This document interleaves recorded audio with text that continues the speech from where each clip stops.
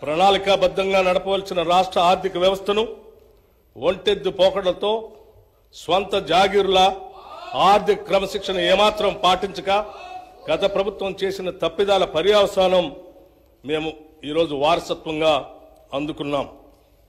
రాష్ట్ర విభజన నాటికి ఎంతో సమృద్ధిగా ఆర్థికంగా పరిపుష్టిగా ఉన్న రాష్ట్రం నేడు అప్పుల కుప్పగా మారటం విచారకరం. కనీసం రాష్ట్ర ప్రభుత్వ ఉద్యోగుల వేతనాల చెల్లింపులకు, పెన్షన్ చెల్లింపులకు కటకటలాడి సరైన కాలంలో చెల్లించకపోవటం వారి ఆర్థిక క్రమశిక్షణ రాహిత్యానికి, ప్రజా సంక్షేమంపై నిర్లక్ష్యానికి మచ్చుతునక మాత్రమే. ఇటువంటి నిర్లక్ష్య వైఖరి వలన అటు ఉద్యోగులు, పెన్షనర్లు మాత్రమే కాక సామాన్య ప్రజలు, ప్రభుత్వ పథకాలపై ఆధారపడిన అభాగ్యులు, పేద ప్రజలు చెప్పుకోలేని కష్టాలు పడ్డారు. మా ప్రభుత్వం ఏర్పడే నాటికి కుంటుపడిన ఆర్థిక వ్యవస్థను గాడిలో పెట్టడం మేము ఎదుర్కొన్న పెను సవాలు. తలకు మించిన రుణభారం ఉన్నప్పటికీ దోబరా ఖర్చులు కట్టడి చేసి ఆర్థిక క్రమశిక్షణతో పాలన ప్రారంభించాం. తద్వారా ఉద్యోగులకు, పెన్షన్దారులకు సకాలంలో జీతాలు చెల్లించడానికి వెసులుబాటు కలిగింది.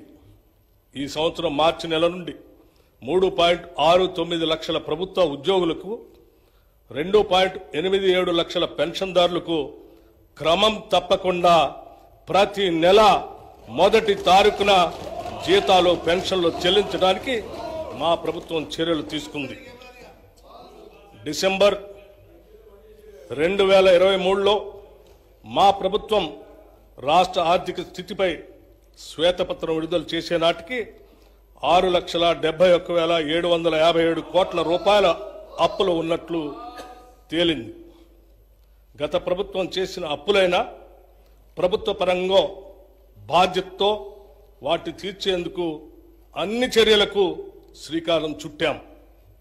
మా ప్రభుత్వం ఏర్పడిన తర్వాత 35,118 కోట్ల రూపాయలు రుణాలు తీసుకోగా, గత ప్రభుత్వం చేసిన రుణాలలో అసలు వడ్డీలతో కలిపి 42,892 కోట్ల రూపాయలు బకాయిల్ని చెల్లించాం.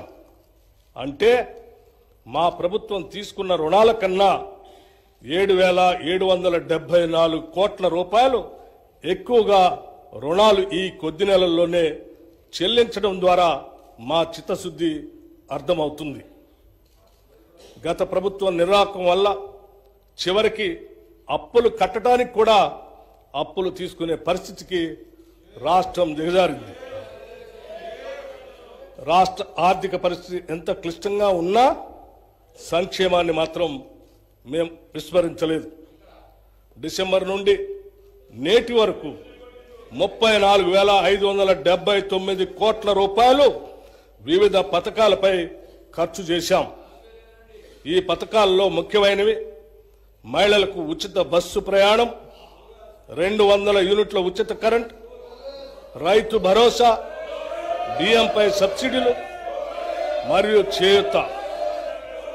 సంక్షేమంతో పాటు మూలధన వ్యయానికి, క్యాపిటల్ ఎక్స్పెండిచర్ కూడా అదనంగా 19,456 కోట్ల రూపాయలు ఖర్చు చేశాం. తెలంగాణ రాష్ట్రం ఏర్పడిన 10 ఏళ్ల తర్వాత వాస్తవానికి దగ్గరగా ప్రణాళికాబద్ధమైన బడ్జెట్ను తొలిసారిగా మా ప్రభుత్వం 2024 ఫిబ్రవరి 10న శాసనసభలో ప్రవేశపెట్టడం జరిగింది.